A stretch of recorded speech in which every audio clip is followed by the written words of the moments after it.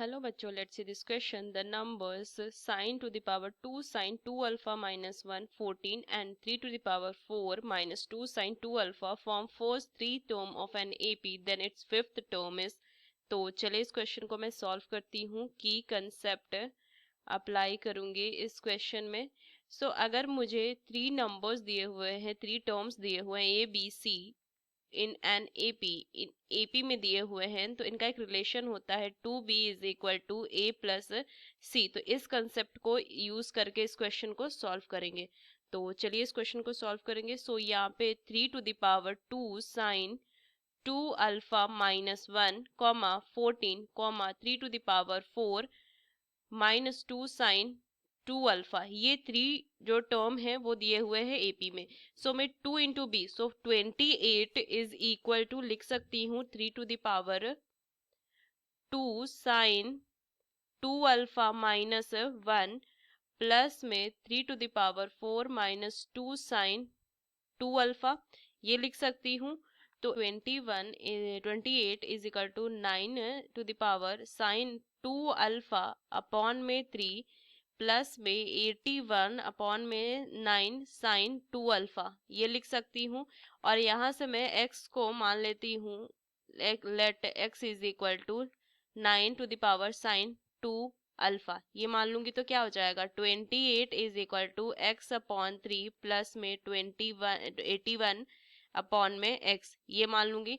तो इसको अगर मैं सॉल्व करूं तो क्या हो जाएगा x square minus 84x plus में 243 इज इक्वल टू 0. अगर मैं इसे क्या करूंगी, स्प्लिट कर दूंगी, तो क्या हो जाएगा एक्स स्क्वायर माइनस में 81x प्लस में 3x, सॉरी माइनस ही होगा ये भी, माइनस में 3x प्लस में 243 is equal to 0. x common लूंगी तो x minus 81 and minus 3 common लीजिए. x minus 81 is equal to 0, ये वैल्यू आ जाएगी. तो यहाँ से x माइनस 81 एंड इधर से आ जाएगा x minus 3 is equal to 0. x is equal to 81 और 3, ये होगा.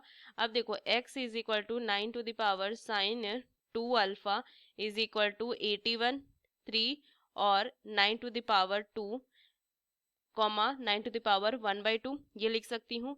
Sign 2 alpha is equal to 2 और 1/2, ये आ जाएगा. मतलब पावर को मैं अगर कंपेयर, अब यहाँ से देखिए sine 2 alpha cannot be greater then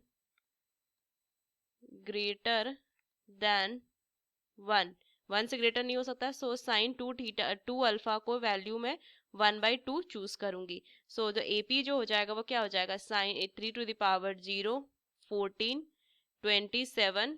और अगर मैं देखूँ तो इसको मैं लिख सकती हूँ इस तरीके से 1 14 27. तो ये बनी 1 14 27 एंड सो ऑन. टीएन का जो फॉर्मूला होता है वो क्या होता है, a प्लस में n माइनस 1 इंटू डी. मुझे फिफ्थ टर्म फाइंड करनी है, तो क्या हो जाएगा 1 प्लस में 5 माइनस 1 इंटू डी. डी अगर मैं फाइंड करूँ तो a तो मुझे पता है 1 है, कॉमन डिफरेंस d कितना हो जाएगा 14 minus 1 which is equal to 13, या मैं कह सकती हूँ 27 माइनस 14 करूंगी तो कितना हो जाएगा 13. ये 13 हो जाएगा. T5 जो हो जाएगा 1 प्लस में 4 इंटू 13. T5 कितना हो जाएगा 12, एक बचेगा यहाँ से 1 प्लस में ये 52. ये आ जाएगा 53. 53 जो होगा वो फाइनल आंसर आ जाएगा मेरा, ये मुझे फाइंड करनी थी. यूजिंग दिस की concept we solve this question. Hope you understood it well. Best of luck. Thank you.